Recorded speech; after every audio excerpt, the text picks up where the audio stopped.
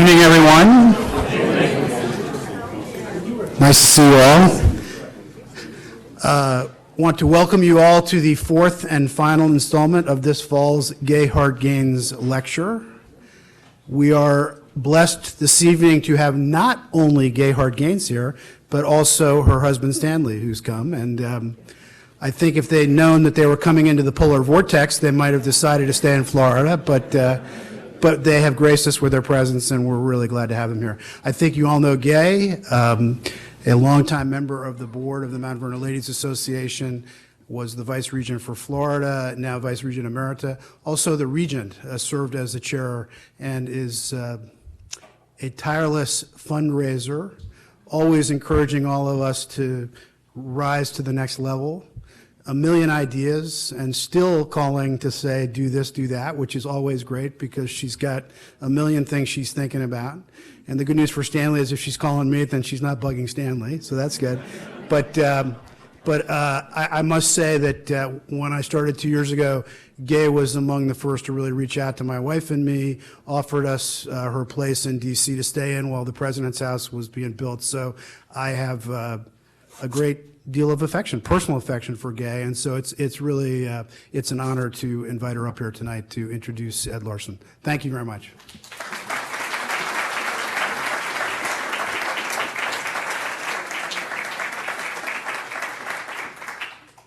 We never used to introduce Gay. This is something new with Kurt's regime, right?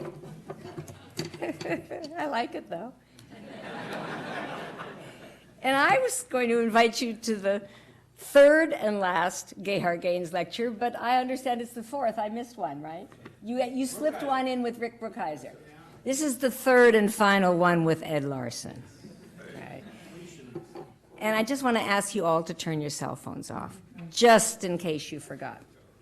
Well, I was going to start by introducing my husband, which Kurt Vbrandts already did, but Stanley had a serious back operation in July, and I'm really thrilled he could make it here. So I would like a round of applause. 55.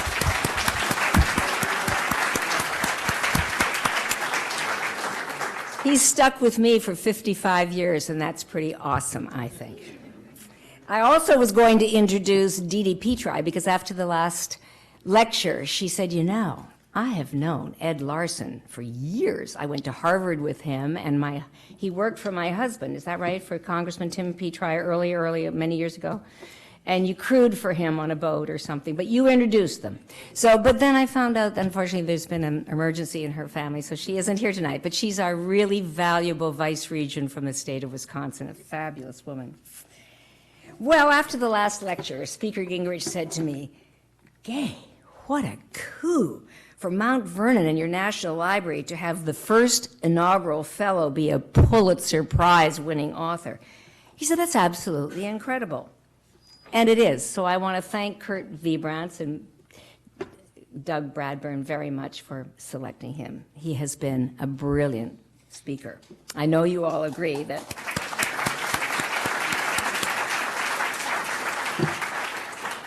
Doug, does anybody ever anybody ever tempted to call you Brad? Yes. Yeah, I'm sorry, it happens. Anyway, but I know that the last two lectures and the question and answer sessions following have been absolutely fascinating. And Dr. Larson has painted for us a clear and vibrant picture of Washington during the pivotal 6-year period between the Revolution and the presidency. Now, I know many of you have read tons of books about George Washington, Commander-in-Chief of the Continental Army and the Revolutionary War, and George Washington, our indispensable first president. But I urge you, if you didn't do it last month, go out and get Dr. Larson's latest book, which is on sale. It's The Return of George Washington, 1783 to 1789, and it's fabulous. It brilliantly demonstrates Washington's dexterity as a post-war and pre-presidency leader. Sure, we all know Washington was running Mount Vernon, which he did with passion and extraordinary knowledge, and we know he loved all aspects of farming and plantation management, and above all, he loved his dear Mount Vernon, perhaps more than any place on earth. But in Dr. Larson's opinion, his life during those years was not just about managing Mount Vernon. It was, and I quote, "This period, 1783 to 1798, in Washington's public life merits as much attention as those that preceded and followed it." And I think I mean 83 to 88, right? 89. Because during this time, Washington played a key role in the drive toward a strong central government that culminated in drafting and ratifying a new constitution. And he was instrumental in cultivating the idea of Western expansion. And in this regard, George Washington, probably from all his days of surveying when he was in West Virginia, what is now West Virginia, and Pennsylvania and Ohio, he understood how important moving west was. The importance of binding the states into a single federal republic so that he would one day so capably lead it. Ed, Larson, you are fabulous. It has been a great privilege to have you at Mount Vernon this past year, and for me especially to have you as the 2014 Gay Hart Gaines Distinguished Visiting Fellow of American History. We want you to keep in touch. We will be so interested in all you're going to do going forward. And I know you've delivered lectures on all sorts of things other than American history, science, religion, and law, and all over the United States and the world. But we look forward to tonight's lecture very, very much, and thank you so much for being with us.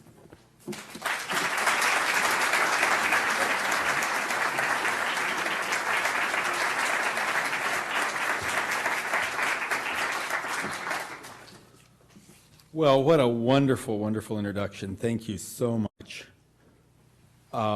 It's such an honor to be here, and it's such an honor to give the lecture named after you, because you have done so much for this place.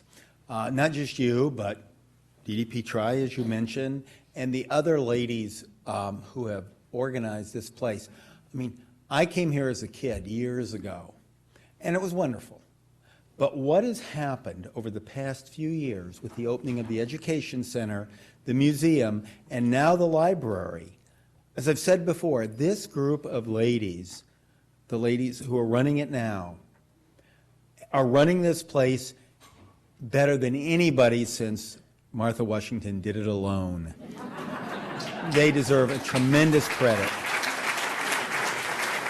And they have been so brilliant in picking Kurt and Doug and Stephen, wherever he is. These people are just amazing the way they keep this place running. So thank them. If you see any vice regent walking around, or the regent herself, who I think comes from Maryland, right? Thank them, because they have made this even more of a national treasure than it's ever been, and it's such an honor to be here. Now, as you suggest, my book covers the period, this 6-year period. And in earlier lectures, for those of you who've been here, I've covered the up through the Constitutional Convention. And so what I'm going to do is tell, as that famous radio announcer used to say, tell the rest of the story tonight. In perhaps the most famous scene of American history, the one pictured here, George Washington presided over the signing of the United States Constitution in September 17, 1787. A second celebrated event took place on April 30, 1789, when he took the oath of office as the first president of the United States, which is when my book ends.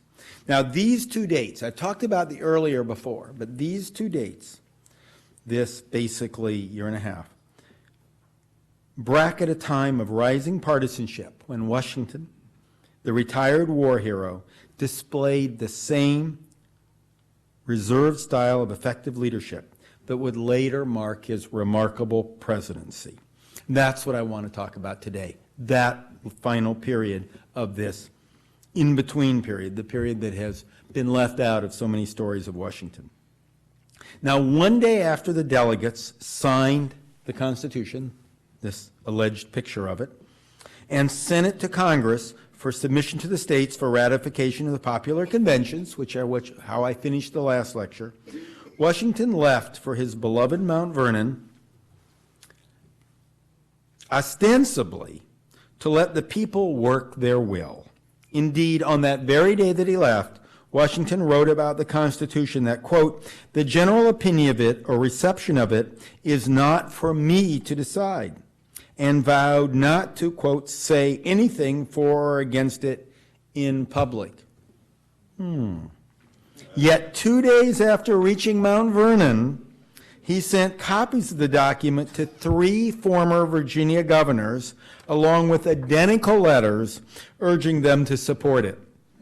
He wrote, I sincerely believe that it is the best that could be obtained at this time, and if nothing had been agreed to, anarchy would soon have ensued. This was exactly his feeling about it.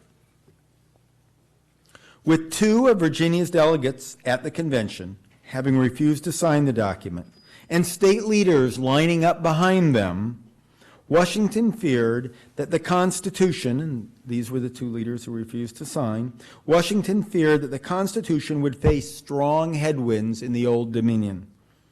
As much as he genuinely wanted to live quietly on his plantation and sincerely eschewed political power, Washington had so much time and so much reputation invested in the Constitution and believed so strongly that his country could not survive without it, that its progress consumed him even as he resumed day-to-day management of his estate. Like most Federalists, he was convinced that the choice lay between the Constitution and chaos. The preservation of liberty and private property required ratification, and ratification necessarily would involve him. Now, once the convention adjourned and news of the Constitution and calls for its ratification spread across the land, both inevitably focused on Washington's role as president of the Constitutional Convention. A widely printed newspaper article of the day asked, is it possible that the deliverer of our country would have recommended an unsafe form of government? Everywhere, you can scan the newspapers, everywhere, early reports sounded much the same. Federalists would rely on the public's trust in Washington to carry the day. Now, Washington knew the role his name and reputation were playing in the campaign for ratification. He received and read newspapers from around the country daily and followed the unfolding drama in them and through private letters. These reports carried endless references to Washington's central role at the convention. Pennsylvania delegate Gouverneur Morris wrote to Washington in October, I am convinced that if you had not attended the convention and the same paper had been handed out to the world, it would have met with a colder reception, fewer and weaker advocates, and with more and strenuous opponents. It would have failed. New York delegate Alexander Hamilton added that the universal popularity of George Washington was the key factor in the Federalist favor going into the ratification contest. Now, most people likely cared less that Washington had signed the Constitution than that he would presumably lead the government under it. No sooner had the convention issued its Constitution in September than the Pennsylvania Gazette, then the nation's leading newspaper, proclaimed, quote, George Washington has already been destined by 1,000 voices to fill the place of the first president. If anything, the Gazette's count was far too low. People everywhere, when they heard about the proposed new government, generally expected Washington to lead it. Connecticut's David Humphreys wrote to Washington in September, What will tend more than anything to the adoption of this new system will be the universal opinion of your being elected president. No doubt Washington saw it coming and, without coveting or courting the position, never denied that he would accept it. Morris warned about the Constitution's prospect should the idea prevail that you would not accept the president it would prove fatal to ratification. By silence, Washington played his part. Even with him in their camp, though, Federalists faced the daunting task of securing ratification for their radical shift of power from the states to the central government. Now, Federalists did have the advantage of a document designed to address the grave economic and political problems facing the country, and influential supporters returning from the convention to each state pushing for ratification. But led first by dissenting delegates, and soon joined by New York Governor George Clinton and Virginia orator Patrick Henry and others, anti-federalists were organizing to stop ratification, or at least to secure fundamental amendments protecting both individual liberty and states' rights. By circulating their objections and proposed revisions, they hope to encourage a coordinated response across the states during the ratification process. To stop the Federalists, they needed 5 of the 13 states, or, for all practical purposes, any 2 of the big 4, New York, Pennsylvania, Massachusetts, or Virginia. Whether he liked it or not, this clash would draw in Washington. Well, among the crucial states, first came Pennsylvania, whose large unified delegation of the convention had the advantage of coming from the party that can control the state legislature. Meeting in the same room as the Constitutional Convention and voting along party lines, that assembly called a state ratifying convention even before Congress authorized states to do so.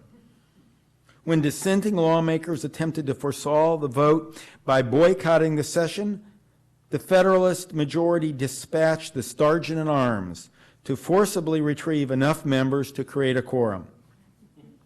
The resulting state convention acted in much the same fashion, with majority Federalists ramming through ratification over opposition's pleas for a less powerful presidency, for more states' rights, and for some sort of a Bill of Rights.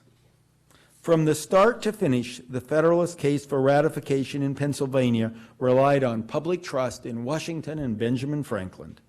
Opponents resorted to questioning how much those men actually supported the Constitution and warning that, while Washington could be trusted with presidential power, what about those who would come after him in that job? As opposition to the Constitution emerged, Washington enlisted supporters to defend it. Much will depend, he wrote in mid-October, on literary abilities and the recommendation of it by good pens. He wrote letters out to dozens of people, asking them to write articles and essays defending the Constitution. An October speech by Pennsylvania delegate James Wilson so pleased Washington that he sent copies to others around the nation and urged them to distribute it widely. Send it to others. Get it published in your local newspapers, which they did. Washington did the same when the Federalist Papers, anonymously written by Hamilton, James Madison, and John Jay, began appearing. And as he came to identify more completely with the Constitution, Washington increasingly railed against its opponents. Their object are better calculated to alarm the fears than to convince the judgment of people, Washington complained in November. They, referring to the Anti-Federalists, they build upon principles that do not exist in the Constitution, which the known and literal sense of it does not support in them. And this, too, after being flatly told that they are treading on untenable ground. Depicting the Constitution as an assault on liberty and states' rights, those anti-federalists harped on the absence of a Bill of Rights. Federalists invariably replied that none was needed because the government would possess only enumerated powers. But those powers included sole jurisdiction over interstate commerce, control over the armed forces, foreign affairs, and matters of war and peace, authority to tax and spend for the general welfare, and all powers necessary and proper to carry out the enumerated ones, which anti-federalists countered would prove virtually limitless. Virginia delegate James Mason homed in on the president's broad authority, including the power to make treaties and appoint judges with only the Senate's assent. Maryland delegate Luther Martin foresaw a risk from empowering appointed judges to construe the Constitution as the supreme law of the land. Others carped on Congress's broad taxing powers. New Yorkers balked at the constitutional limit on state imposts, while Rhode Islanders objected to the ban on state-issued paper money. To rile Virginia and the South, Henry raised the specter of a Yankee-dominated Congress abolishing slavery and limiting westward expansion. And so it went as Anti-Federalists posited an elite conspiracy to subjugate America. Washington closely studied these charges and found them both baseless and malicious. He said of Mason in October, "To alarm the people seems the ground of his plan," and soon extended these charges to Anti-Federalists generally. Washington complained, "Every art that could inflame the passions and touch the interest of men have been essayed. The ignorant have been told that should the proposed government obtain, their land would be taken from them and their property would be disposed of. Therefore," Washington said of the Anti-Federalists, quote, "seems to lie in misrepresentation rather than to convince the understanding by some solid arguments." He deeply believed, that individual liberty and private property could only survive with the Constitution. Now, when New York and New Jersey joined Pennsylvania in ratifying the Constitution by the end of 1787, Washington began sensing victory. Despite obstacles ahead, he entered the new year both hopeful that the states would ratify the Constitution and resigned to play his role in the new order. One guest to Mount Vernon wrote about Washington late in 1787,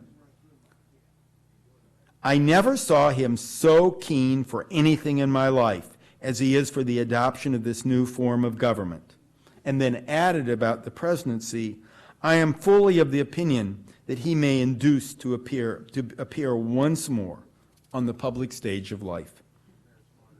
Still, formidable opposition remained in the key states of Massachusetts, Virginia, and New York. Knowing their importance, Washington was willing to step up his involvement in the ratification campaign.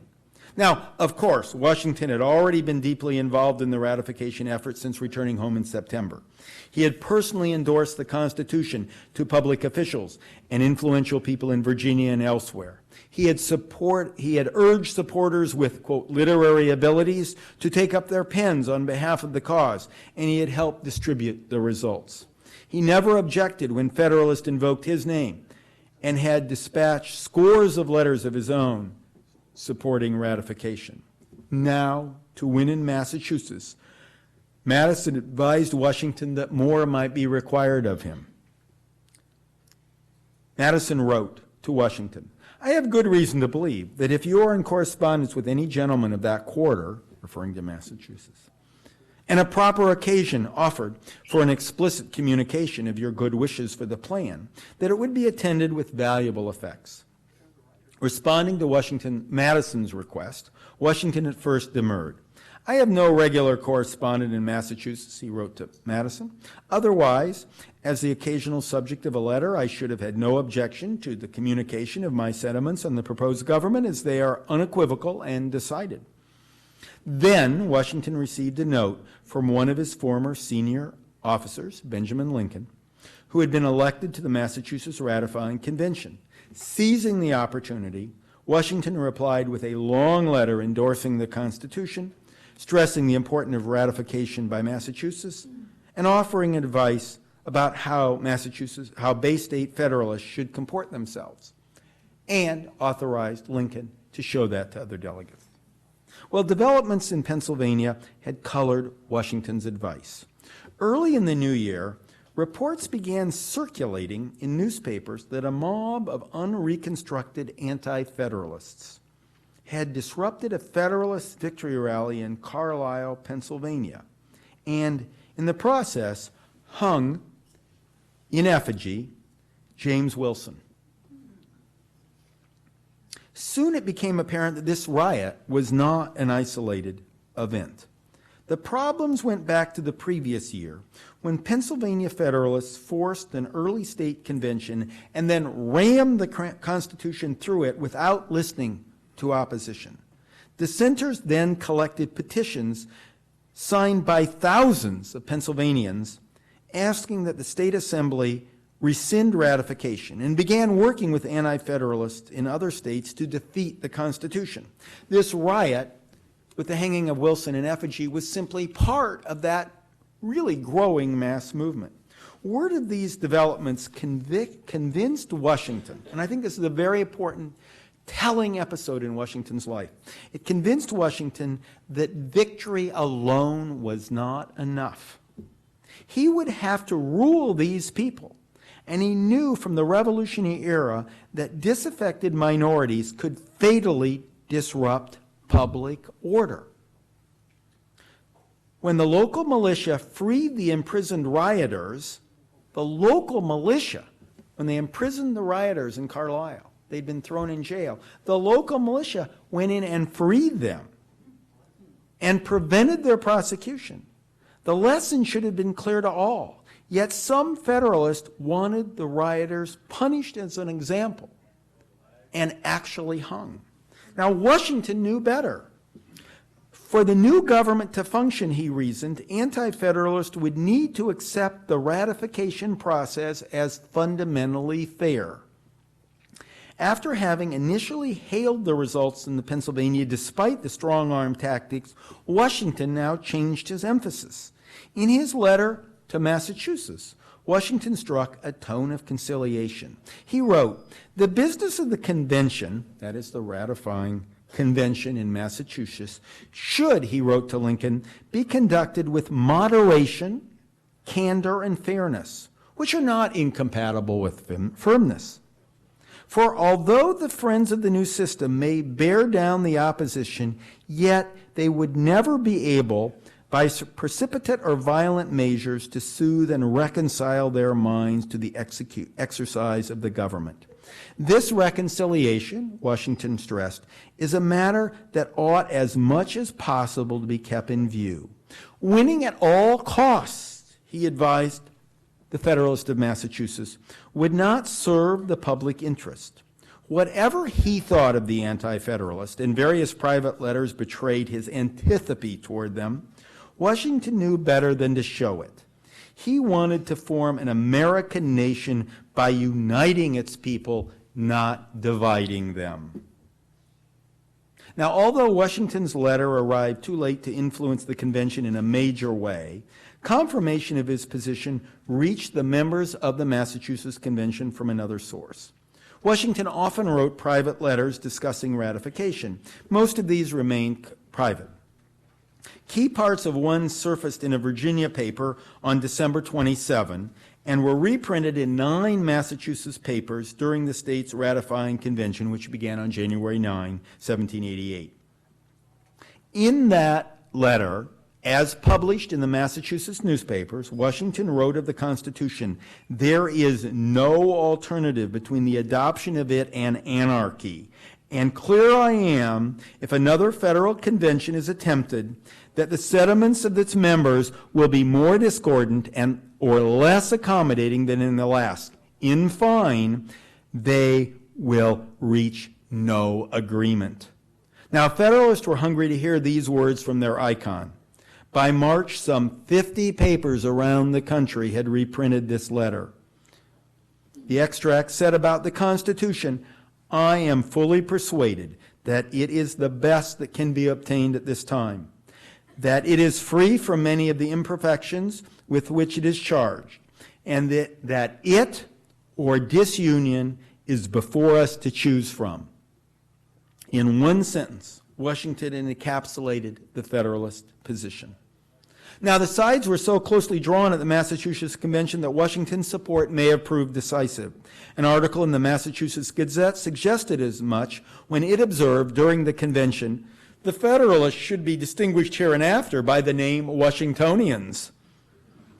The outcome remained uncertain for 4 weeks during that convention, as both sides, under Washington's advice, given every chance to make their case, unlike Pennsylvania,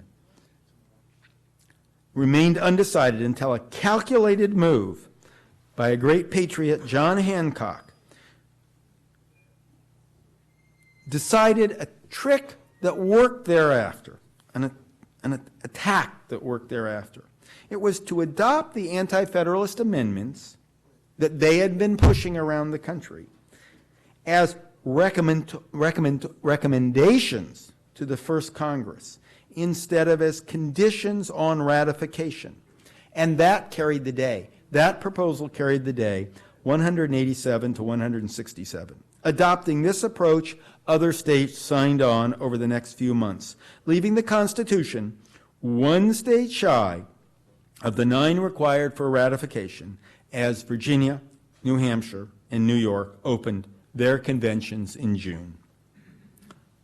The plot thickens fast, Washington wrote, as Virginia's ratifying convention neared. Yes, he actually used those exact words.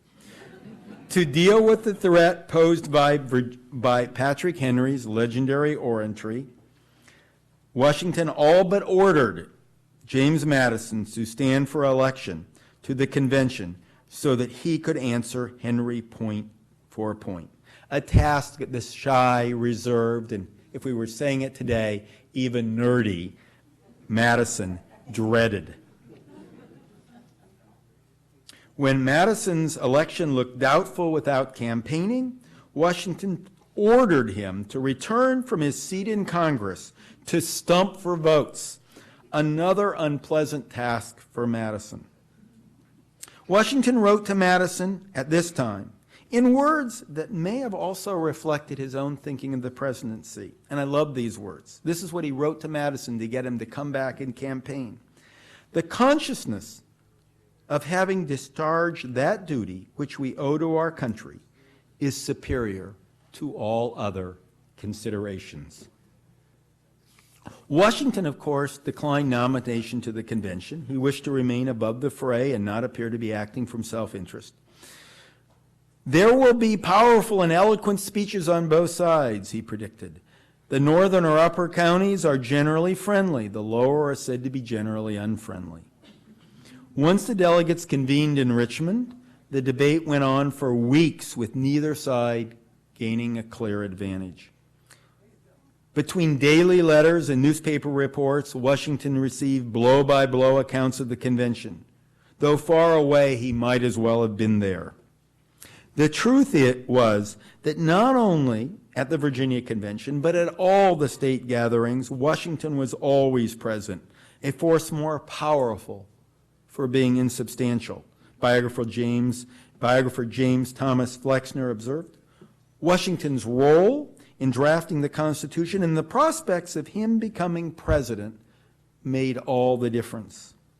Alluding to Washington near the end of Virginia's convention, one of the anti-Federalist leaders at that convention declared, as he looked around the room, were it not for one great character in America, and everybody knew he meant Washington, so many men would not be for this government. We do not fear why he lives, but we can only expect his fame to be immortal. We wish to know who besides him can concentrate the confidence and affection of all Americans. In making their arguments, Virginia Anti-Federalists must have felt that they were shadowboxing with Washington, whose presumed role as president made what they saw as a fatally flawed system appear attractive to others. On June 27, the evening stage brought news to Mount Vernon from Richmond that Virginia had ratified the convention 2 days earlier. It had passed by a 10-vote margin.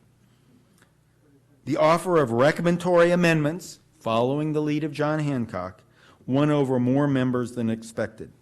With cannons booming, townspeople from Alexandria descended on Mount Vernon to invite Washington to the festivities scheduled for the next day. Before dawn, a writer arrived with word that New Hampshire had ratified on the 21st, making it, not Virginia, the critical ninth state to approve the Constitution. So Washington wrote that day, "Thus the citizens of Alexandria, when convened, constituted the first public company in America which had the pleasure of pouring libation to the prosperity of the 10 states that had actually adopted the general government." Similar celebrations took place in countless cities and towns across the country as word spread that 10 states had approved the new union. New York would not hold out for long. Victors and vanquished alike recognized it as being as much a triumph for Washington as for the Constitution. "Be assured," James Monroe said of Washington shortly after Virginia's convention ended, and James Monroe was a leading anti-federalist, "be assured his influence carried this government." Well, these momentous events led Washington to reflect on all that had been accomplished over the past year. He wrote in August, and I think these letters are telling. These were to various friends in France like Rochambeau and Lafayette. He wrote, which of course was facing a very painful revolution of their own. He wrote, shortly after hearing of Virginia's ratification in New Hampshire, "We," speaking of Americans, "we have the unequaled privilege of choosing our own political institutions and of improving upon the experience of mankind in the formation of a confederated government where due energy will not be incompatible with the inalienable rights of free men. In a world heretofore ruled by hereditary monarchs, traditional dogmas, or military might, nothing like America's Republican experiment had ever occurred." And so I'm quoting Washington.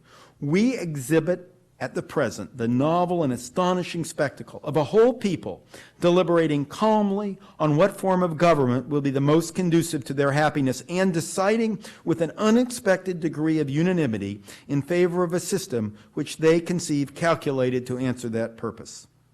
Where before the convention Washington despaired of the country's survival as a free unified republic, now he exuded confidence. When the people shall find themselves secure under an energetic government," he wrote in mid-1788, "when foreign nations shall be disposed to give us equal advantages in commerce from dread of retaliation, when everyone under his own vine and fig tree shall begin to taste the fruits of freedom, then all of these blessings, for all of these blessings will surely occur, will be referred to the fostering influence of the new Constitution."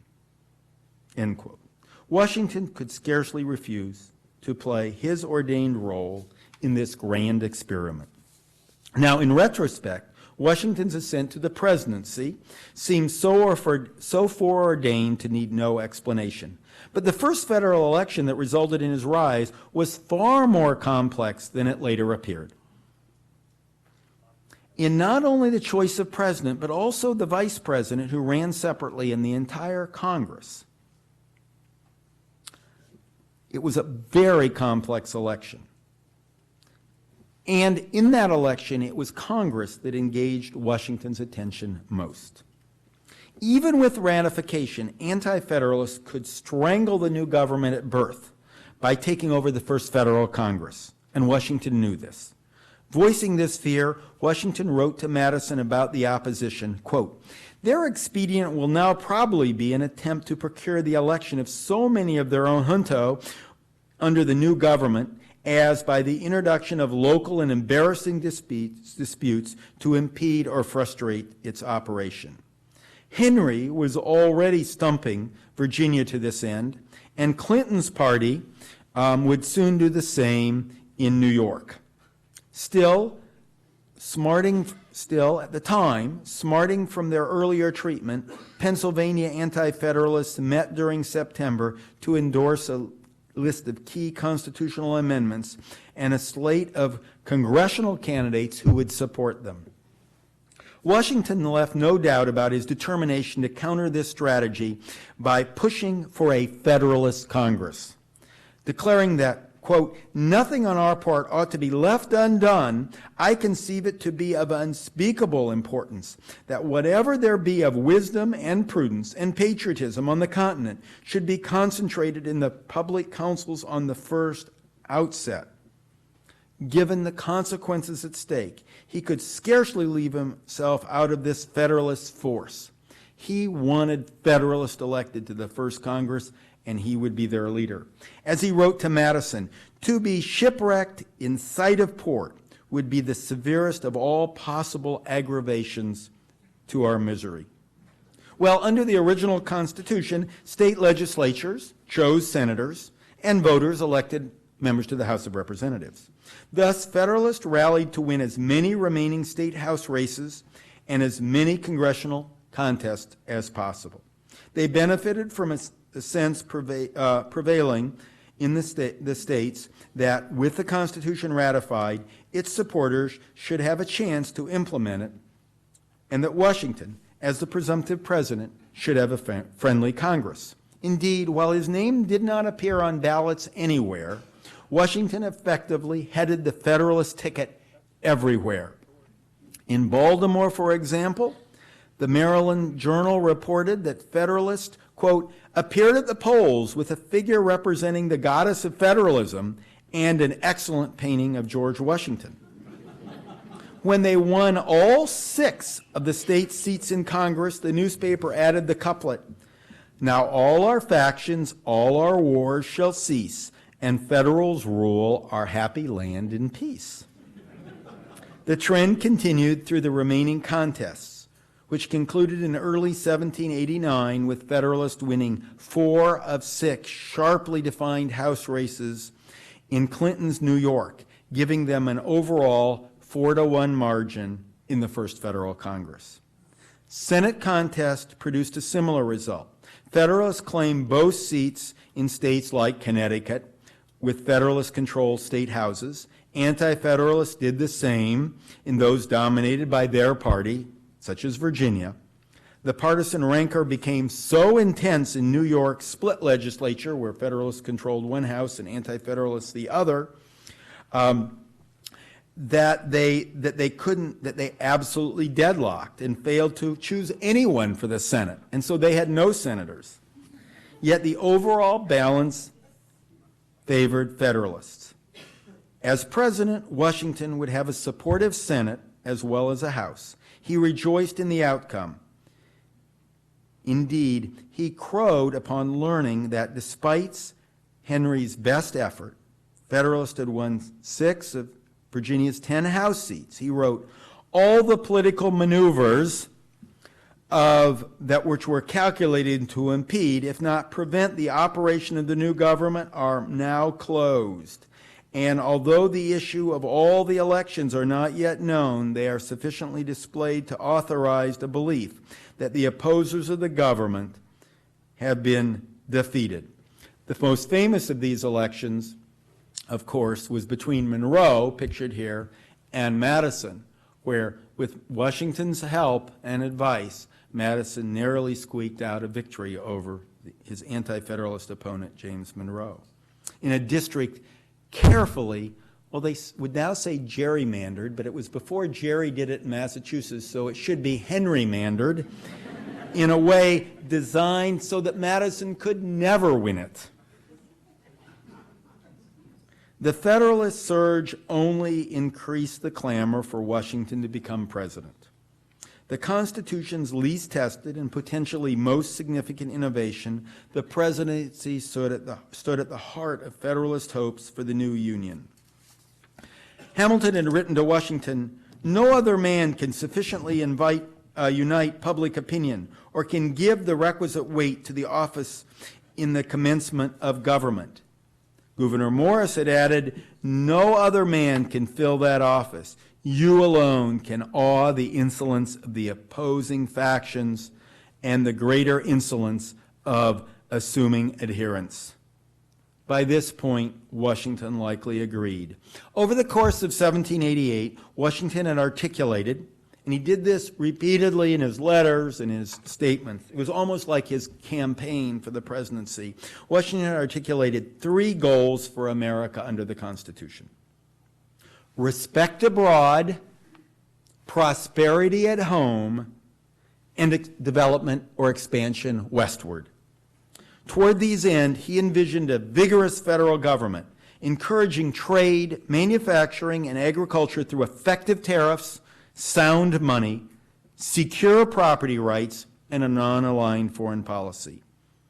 He asserted in mid-1788, "America under an efficient government will be the most favorable country of any in the world for persons of dignity and of industry and frugality, and not less advantageous to the happiness of the lowest class of people because of the great plenty of unoccupied land on the frontier."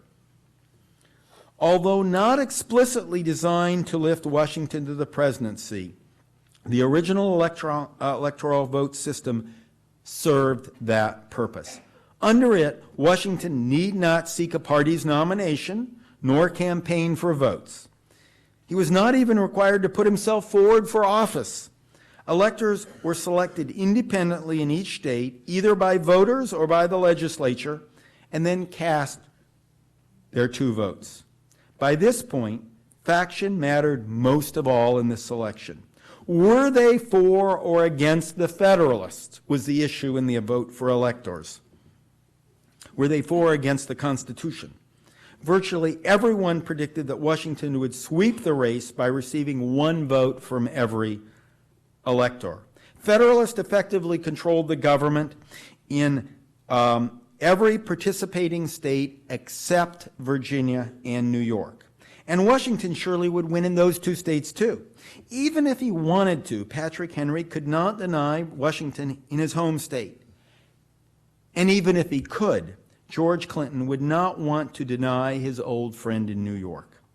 Anti-Federalists focused instead on how to elect Clinton as vice president, while Federalists struggled to coalesce around John Adams. In the end, while every elector voted for Washington, enough scattered their second votes that Adams did not even receive 1 from a majority of them. But he did get more than anyone else, which was enough to claim the crown as he referred to it himself, America's Prince of Wales. Clinton would have to wait 16 years to hold that post. The election over, all that remained was for Congress to count the electoral votes and to call Washington to the seat of government in New York.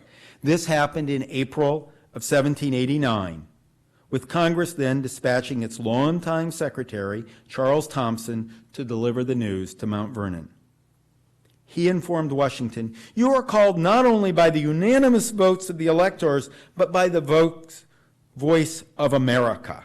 Knowing that his words would reach a national audience, Washington, standing in his home here at Mount Vernon, replied from a prepared text, "I have been long accustomed to entertain so great a respect for the opinion of my fellow citizens that the knowledge of their unanimous suffrage having been given in my favor scarcely leaves me with the alternative for an option," he said. Then to Thompson he added, "I shall therefore be in readiness to set out the day after tomorrow and shall be happy in the pleasure of your company." They traveled to the seat of government, New York, in Washington's closed carriage with 3 liveried servants perched outside. Thus began a 250-mile journey that had no precedent in America and few parallels, a grand inaugural procession consummating America's love affair with George Washington. Crowds turned out in unprecedented numbers as Washington passed through the towns and cities between Virginia and New York. Floral arches welcomed him to Pennsylvania and New Jersey. Mounted cavalry and light infantry met him in most towns, and lavish banquets, clanging church bells, and booming cannons greeted him at every stop. The number of spectators who filled the doors and windows and streets which he passed was greater than on any other occasion, one newspaper reported on his arrival to Philadelphia, which was then America's largest city. All classes and descriptions of citizens discovered the most undisguised attachment and unbounded zeal for their dear chief, end quote. A festooned ceremonial barge with canopied pavilion awaited in Elizabethtown, New Jersey, to ferry Washington to New York, which exploded on his arrival. Rather than gain respect by becoming president, Washington gave respect to the office by holding it. With him in the chair, the presidency, rather than Congress, became the face of the American Union. New York's Gazette of the United States proclaimed in large type on April 29, "We have heard much about the birthday of our Columbia," referring to the 4th of July, of course. "Tomorrow is the day of her espousals, when in the presence of the King of Kings, the solemn compact will be ratified between her and the darling object of her choice. Washington," the paper exclaimed in all capital letters, "by the universal suffrage of a great and various people, would become president." That event occurred on the outside balcony of the newly renovated Federal Hall at the intersection of Wall and Broad Street in Lower Manhattan. Thousands were waiting to watch. As one witness noted, the windows and the roofs of the houses were crowded, and in the streets the throngs were so dense that it seemed as if one might literally walk on the heads of people. Decades later, that observer would still recall, and I'm quoting, "the universal shouts of joy and welcome that greeted Washington's appearance on the gallery." Placing his hand on the large red Bible fetched for the occasion from a nearby Masonic hall, Washington repeated the oath administered by New York Chancellor Robert Livingston, the highest available judicial officer. Most spectators heard none of it until the end, when Livingston proclaimed in a loud voice, "Long live George Washington, President of the United States." Then the audience erupted again, cannons fired and church bells rang. After bowing to the people, Washington went into the Senate chamber to deliver a brief inaugural address to Congress and invited guests, perhaps 100 persons in all. The audience for this speech, however, was much larger than Congress. Newspapers across America printed it, and foreign ministers in attendance reported it to Europe. On that occasion, Washington said of the new government, "The preservation of the sacred fire of liberty and the destiny of the Republican model of government are justly considered as deeply, perhaps finally staked on the experiment entrusted to the hands of the American people." Looking heavenward, he then closed by asking divine blessing for the enlarged views, the temperate consultations, and the wise measures upon which the success of the government must depend. That would be his approach to governance. It served his country well then and would serve it well today. Thank you.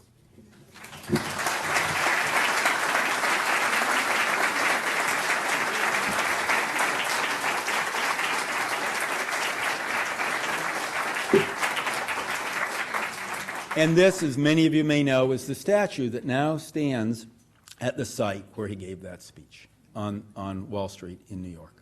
We have some time for questions? Yes. Other than adding the Bill of Rights, how would the Anti-Federalists change the Constitution? Well, they wouldn't have passed it in the first place. Okay. But the Bill of Rights, the amendments they were proposed were both structural and involved protecting individual liberties. And they were originated with conferences between the unreconstructed Anti-Federalists of Pennsylvania, Governor Clinton and his group in New York, and Patrick Henry and his group in Virginia. So the key is that they were structural. They would have redesigned and moved power back to the states and moved the national government into much more like the Articles of Confederation, which was basically a league of professional friendship. And it had no powers to do key things that Washington wanted. Washington had written as I said before, long before the Constitution had been drafted, he said, we need a federal government that has the power to tax, to act directly on individuals, to control interstate commerce. That meant hugely to him because he wanted a national market economy. He had a large vision for this country that would have an army that could open the West. Those were the key issues for him. They would have moved many of the powers back to the states, and it would much more like a League of the States. And what Washington does in his inaugural address is Washington, on the prodding of Madison, who had been through a very tough congressional election and only won it by promising to support a Bill of Rights. In fact, as I explain in the book, it's a little Washington during his campaign for Madison during his campaign for Congress. Remember, Henry mandered a district that was impossible for Madison to win, and he knew it. And he also had the state legislature pass a law requiring the Congress people, candidates for Congress to only run where they lived, which is totally unconstitutional. The Constitution is clear you can live anywhere in the state. But that didn't bother Henry. And he thought there was no way he could beat Monroe in that district.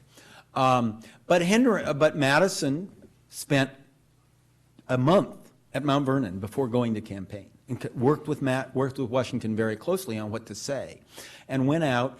And he built his whole campaign is that he wanted a Bill of Rights and that he could be the most effective at getting it because he had the Federalists were going to control and he had their ears and he could get them a Bill of Rights. And he even said that I wanted a Bill of Rights at the Constitutional Convention and I was voted down. In fact, if you read his own notes, he had most strenuously opposed a Bill of Rights and he had voted against it and he had fought against Mason and Elderbridge Gerry and the others who wanted one. So it was totally untrue, but that's what he campaigned on, and that's what convinced a very narrow majority. He barely won in this unwinnable district, but he pulled it off. And then he comes convinced that we're going to have the Bill of Rights, but he writes a Bill of Rights that only he goes through what Massachusetts had passed and then the other states following Hancock in Massachusetts. And Hancock's approach was key. It wouldn't have passed without what Hancock had done. With Hancock's approach, he goes through and he picks all the individual rights amendments, and only those. And he says, okay, we'll back those. And then he gets Washington in his inaugural address, and Washington had voted against the Bill of Rights at the Constitutional Convention. He gets Washington at his inaugural address to endorse a Bill of Rights, but only the ones that will include individual rights, to protect individual rights from the new central government's power, and not to any of the structural ones. So the difference was dropping the structural ones. And then actually Madison, because the Congress is so federalist, he has a very tough time getting them through. But thanks to Washington, they are gotten through. And Washington does a unique thing. Washington signs the Bill of Rights, the amendments, when they go out to the states. Now, that's not required. No other amendments have ever gone out from Congress with the president's signature, because the president is not supposed to be a part of the amendment process. But Washington actually signed and sent out the Madison passed Bill of Rights. So Washington was very involved in this Bill of Rights, but it's rights that protect individual rights and none of the structural amendments that the Anti-Federalists were pushing for that would create more states' rights. Another question. I hope that answered yours. Yes? In the Constitutional Convention, is there any evidence that the participants were thinking about the process you just described? In other words, we better put this in was the discussion totally about coming up with the best document? No, you're absolutely. They very much considered what would pass. Certainly, the slavery elements were put in at the coercion of South Carolina. I mean, South Carolina says, we won't pass it if you don't put in these protections for slavery.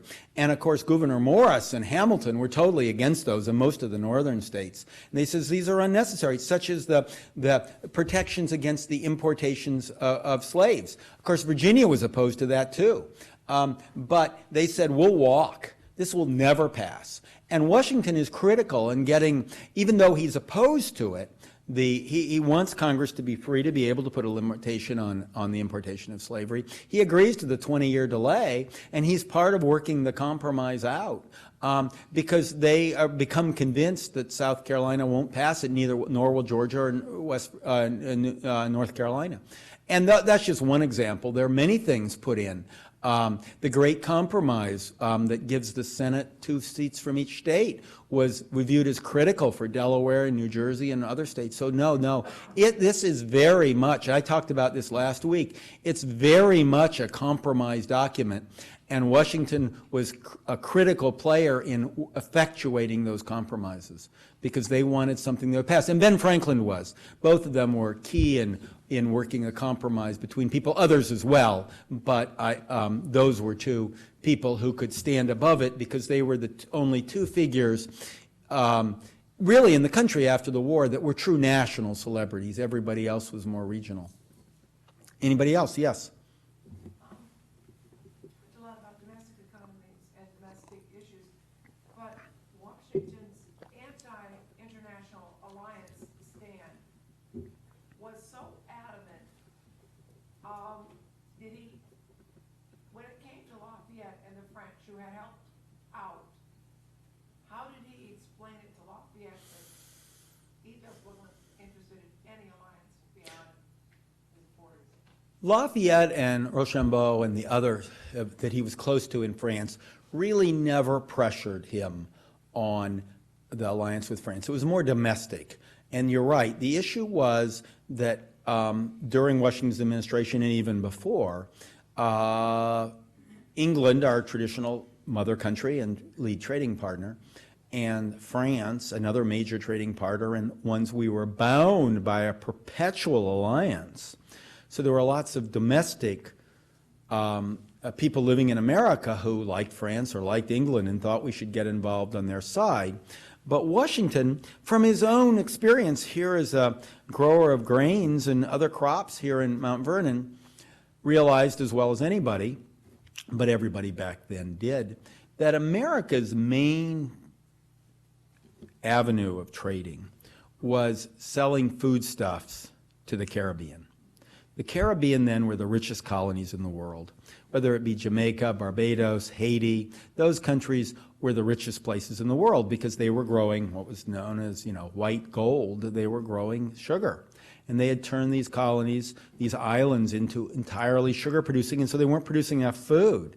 And so they were requiring, that was an export place for American foodstuffs. Washington was sending many things down there, but so was everybody else. Especially from Connecticut, New Jersey, the American South to an extent, Pennsylvania, of course. And so we didn't want to be caught in a division because we wanted to sell our goods to both the French colonies, which were incredibly rich. Remember, Josephine, Napoleon's wife, was a rich heiress from Haiti. Haiti was an incredibly rich country back then, before the revolution down there.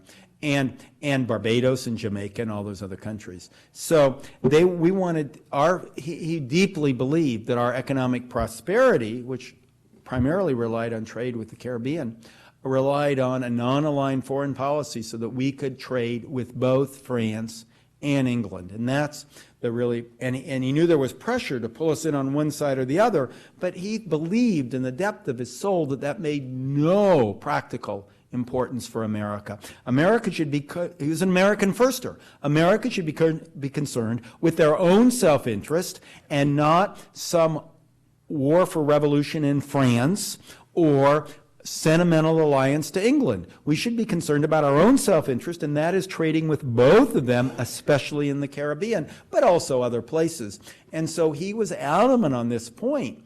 And that was a strong issue. It was a strong issue in his farewell address, but it was a very strong issue in his push for ratification. He wanted America, for many reasons, strong enough to have enough respect abroad that neither country would attack him. Remember, before the Constitution, England had not evacuated its forts in the Northwest Territory, in Detroit and other places, and they were arming the Native Americans, allegedly to be better hunters for hunting, for trade, but of course they could shoot Americans with it as much as anybody else.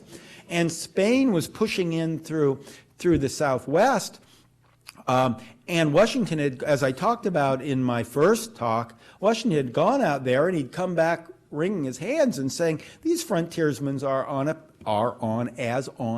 pivot. They don't have any respect for me. They don't have any respect for our country. They could just as easily go with Canada if they could trade that way. They could go with Spain and trade south. If we lose the frontier, as every American, whether you were Franklin or Cravaca or Washington, they all believed our future lied on the frontier. Not only for the wealthy people like Washington investing on the frontier, but for the common people. They viewed what made America different is we weren't like Europe where people were trapped in their own job, and if their father was, whatever their father was, a farmer or a blacksmith, they were trapped in that thing. They could come to America, just as their ancestors did, and as long as there was a frontier, they had a future. And in that sense, when you think of the three things he constantly says during the run-up to the presidency, he was campaigning in a way for president. He says, when you think of his three platforms, respect abroad, so nobody's going to let us trade. We're going to stand up for our interest overseas, which we couldn't do without a constitution. Prosperity at home and expansion westward. Change that to an expanding economy, the new frontier, whether it be the high tech or whatever we expand to. That's what we all want, and that's still the effective platform of any president, of any party. Respect abroad, prosperity at home, and expansion. And that's what Washington was campaigning for. That's how he couched the push for ratification. He could offer that. The Anti-Federalists could not offer those things. One more question, I'm told. Maybe there'll be none. One more question. Who wants to be the last? The last question in the last of these Gaines lectures. Hamilton didn't go to the inauguration. He was in New York, but didn't attend personally. Right. He did not attend. He was not, Hamilton was not part of the Congress. He had not been elected to the Congress because he couldn't be elected to the Congress because Clinton controlled the state. So he couldn't be elected to the Senate. And indeed, he had been active in orchestrating the opposition to Clinton. And it was his idea for the Federalists had a one-seat majority in the Senate of New York, while the Anti-Federalists had an overwhelming majority in the House of Representatives in New York, or whatever they called it, the Assembly in New York. And always before, in every election, the standard was that, and this is for choosing delegates to Congress, choosing members of the Confederation Congress, always before, choosing judges, everything they did is that the House and the Senate would meet together and everybody would get one vote. Well, he knew if they met together and everybody got one vote, the Anti-Federalists would win everything because they controlled the lower house with overwhelming numbers. So he came up with the idea. He insisted that the Senate hold firm and refused to meet together and say any person elected as an elector or as a senator would have to be approved by both the House of Representatives and the Senate, each voting separately. That was a totally new device. But he got the Senate one vote majority to hold firm on that point. And as a result, there was a total deadlock because Clinton refused to budge with the House of Representatives. And the result is New York did not elect any senators, and they did not elect any electors. Now, Hamilton would have been okay if they split him 50-50, the House approach half and the Congress appoint half. But he was even happier if there was a deadlock, because he knew that all of New York's electors, if they were picked by the Anti-Federalists, would vote for Clinton for vice president. And if you added that to the other Anti-Federalist vote for Clinton, Clinton would have been vice president. And by keeping New York out of the voting, it allowed a man he hated, John Adams, to become vice president, but he preferred John Adams to Clinton, partly because, and you read these letters and you just hold your head of how these people are thinking. He said, look, John Adams has such a big ego, he's going to demand something. And if we don't make him vice president, which is a totally worthless job, he'll insist on being Chief Justice of the United States Supreme Court. And so let's let him be vice president, and then we'll be shed of him. And otherwise, he'll either demand to be in the cabinet or he'll demand to be Chief Justice. And of course, that way he got his friend John Jay to be Chief Justice, and Washington's dear friend. And John Jay was an amazing pick as Chief Justice. And he managed to get a cabinet. But not only did Hamilton, and with all these things, with not even getting any electors and not even getting a Senate, he just stayed away because he was by this time political poison. And of course, Washington then doesn't even pick him as Treasury Secretary. He picks Robert Morris, and when Robert Morris declines the job, then he gives it to Hamilton. But by that time, some of the pain had died out of it. But now you've gotten me way off beyond in the next story. So I thank you all very much.